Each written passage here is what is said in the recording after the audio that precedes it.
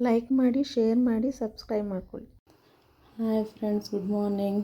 ನಾನಿವತ್ತು ಇದ್ಕಿದ ಬೇಳೆ, ಅವರೆಕಾಳದ್ದು ಇದ್ಕಿದ ಬೇಳೆ ಒಬ್ಬಟ್ಟು ಮಾಡಬೇಕು ಅಂದ್ಕೊಂಡಿದ್ದೀನಿ. ನಿಮಗೂ ಬೇಕಿದ್ದರೆ ನೋಡಿ, ಕೊನೆಯವರೆಗೂ ವಿಡಿಯೋ ನೋಡಿ, ಗೊತ್ತಾಗತ್ತೆ. ಟೇಸ್ಟ್ ಮಾತ್ರ ಸೂಪರ್ ಆಗಿರುತ್ತೆ. ನೀವು ಟ್ರೈ ಮಾಡಿ, ಹೇಗಿದೆ ಅಂತ ನೋಡ್ಕೊಂಡು ಬನ್ನಿ. ನೋಡಿ, ಅವರೆಕಾಯ್ದು ಹೋಳಿಗೆ ಮಾಡೋದು ಹೇಗೆ ಅಂದರೆ, ಅವರೆಕಾಯಿನ ಬಿಡಿಸ್ಕೊಂಡು ನೆನೆಸ್ಕೊಂಡು ನೈಟು ಅದ್ರ ಹಿಂಗೆ ಇಸಕ್ಕೊಂಡಿರಬೇಕು. ಇದನ್ನು ನೋಡಿ ಮಾಮೂಲಿ ಬೇಯಿಸ್ಕೊತಾ ಇದ್ದೀನಿ ನಾನು. ಬೇಯ್ಲಿದು ನೋಡಿ, ಮೈದಾ ಹಿಟ್ಟು 1 ಕಪ್ ಮೈದಾ ಹಿಟ್ಟು ಹಾಕ್ಕೊಂಡಿದ್ದೀನಿ. ಅರ್ಧ ಸ್ಪೂನು ಅರಿಶಿನ ಹಾಕ್ಕೊಂಡಿದ್ದೀನಿ. ಇದನ್ನು ನೀರು ಹಾಕ್ಕೊಂಡು ಕಲಿಸ್ಕೊಳ್ಳೋಣ. ಕನಕ ಕಲಿಸ್ಕೊಂಡು ಇಟ್ಕೊಳ್ಳೋಣ. ಈಗ ನೋಡಿ ಕಲಿಸ್ಕೊಂಡಿದ್ದೀನಿ. ಎಣ್ಣೆ ಜಾಸ್ತಿ ಹಾಕ್ಕೊಂಡು ನಾದ್ಕೊಳ್ಳಿ ಚೆನ್ನಾಗೆ. ಒಂದು 5-6 ಸ್ಪೂನ್ ಎಣ್ಣೆ ಹಾಕ್ಕೊಂಡು ಚೆನ್ನಾಗೆ ನಾದಬೇಕು. ನೋಡಿ, ಈಗ ಕಲಿಸ್ಕೊಂಡಿದ್ದೀನಿ. ಇದು ಅರ್ಧ ಗಂಟೆ ರೆಸ್ಟ್ ಮಾಡೋಕ್ಕೆ ಬಿಡೋಣ. ನೋಡಿ, ಈ ರೀತಿಯಾಗಿ ಇಷ್ಟು ಸಾಫ್ಟಾಗಿ ಕಲಿಸ್ಕೊಳ್ಳೋಣ. ಈಗ ಇದು ಅರ್ಧ ಗಂಟೆ ರೆಸ್ಟಲ್ಲಿರಲಿ. ನೋಡಿ, ಬೇಳೆ ಇಷ್ಟು ಬೆಂದಿದ್ರೆ ಸಾಕು, ಜಾಸ್ತಿ ಮೆತ್ತಗಾಗೋದು ಬೇಡ. ಸಾಕು, ಇಷ್ಟು ಬೆಂದಿದೆ. ಈಗ ನೀರೆಲ್ಲ ಬಗ್ಗಿಸ್ಕೊಳ್ಳೋಣ. ನೋಡಿ, ನೀರೆಲ್ಲ ಬಗ್ಸ್ಕೊಂಡಿದ್ದೀನಿ. ಈಗ ಒಂದು ಕಾಯಿ ಫುಲ್ಲನ್ನು ತುರಿದಿಟ್ಕೊಂಡಿದ್ದೀನಿ, ಹಾಕೋಣ.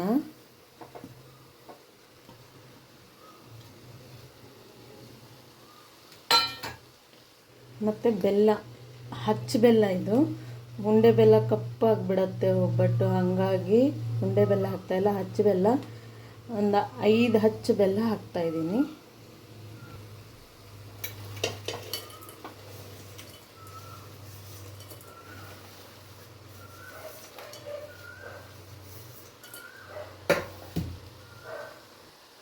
ನೋಡಿ, ಸಣ್ಣ ಮಾಡ್ಕೋಬೇಕು.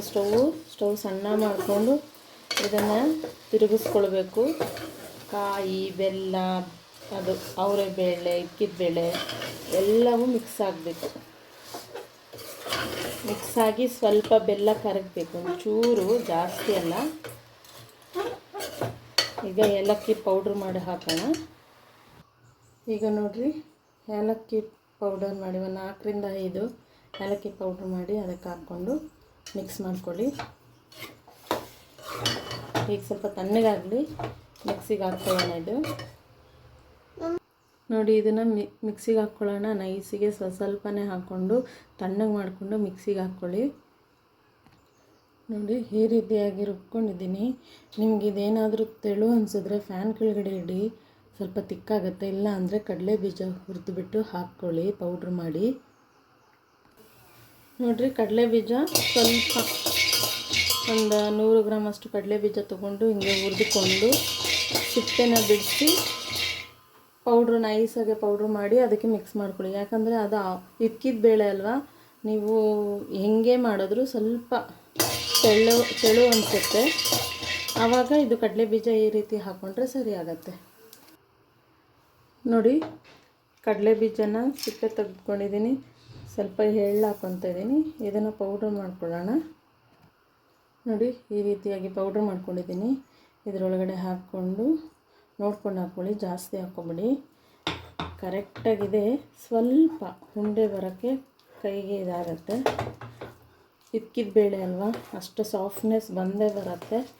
ಏನು ಭಯ ಪಡೋದು ಬೇಡ. ಈ ರೀತಿ ಮಾಡಿಕೊಂಡ್ರೆ ಆಯಿತು. ನೋಡಿ, ಇದು ಬೇಳೆ ಒಬ್ಬಟ್ಟು ಥರ ಅಲ್ಲ, ಸ್ವಲ್ಪ ಸಾಫ್ಟೇ ಇದು. ತುಂಬ ಸ್ವಲ್ಪ ನೋಡಿಕೊಂಡು ಮಾಡ್ಕೊಳ್ಬೇಕು. ಆಯಿಲ್ನ ಜಾಸ್ತಿ ತಗೊಂಡು ಕೈಗೆ ಉಂಡೆ ಮಾಡಿಕೊಂಡು ನೋಡಿ, ಎಣ್ಣೆನೇ ಜಾಸ್ತಿ ಇರಬೇಕು. ಆವಾಗ ಮಾತ್ರ ಸ್ವಲ್ಪ ಜಾಸ್ತಿ ಪ್ರೆಸ್ ಮಾಡಬೇಡಿ, ಲೈಟಾಗಿ ಮೂವ್ ಮಾಡಿ. ಲೈಟಾಗಿ, ಜಾಸ್ತಿ ದೊಡ್ಡದೆಲ್ಲ ಮಾಡ್ಕೊಳಕ್ಕಾಗಲ್ಲ. ಒಂದು ಸ್ವಲ್ಪ ಮೀಡಿಯಮ್ ಸೈಜಲ್ಲಿ ಅಷ್ಟೇ. ತುಂಬ ದೊಡ್ಡದಾಗಿ ಮಾಮೂಲಿ ಈ ಬೇಳೆ ಒಬ್ಬಟ್ಟು ಥರ ಮಾಡೋಕ್ಕಾಗಲ್ಲ. ನೋಡ್ಕೊಂಡು, ಬಟ್ ಟೇಸ್ಟ್ ಮಾತ್ರ ಸೂಪರಾಗಿರುತ್ತೆ. ನೀವು ಮಾಡಿ ಹೇಗಿದೆ ಅಂತ ಕಮೆಂಟ್ ಮಾಡಿ ನನಗೆ. ತುಂಬ ಚೆನ್ನಾಗಿರುತ್ತೆ. ಅಂಟ್ಕೊಳ್ಳೋ ಚಾನ್ಸಸ್ ಎಲ್ಲ ಇರುತ್ತೆ. ನೋಡಿಕೊಂಡು ಹಾಕ್ಬೇಕು. ಇಷ್ಟೇ ದೊಡ್ಡದು, ಜಾಸ್ತಿ ದೊಡ್ಡದು ಮಾಡೋಕ್ಕಾಗಲ್ಲ.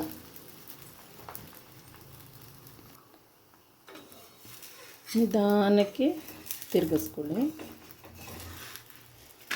ನೋಡಿ ಈ ರೀತಿಯಾಗಿ 2 ಕಡೆ ಈ ರೀತಿಯಾಗಿ ಬೇಯಿಸ್ಕೊಳ್ಳಿ.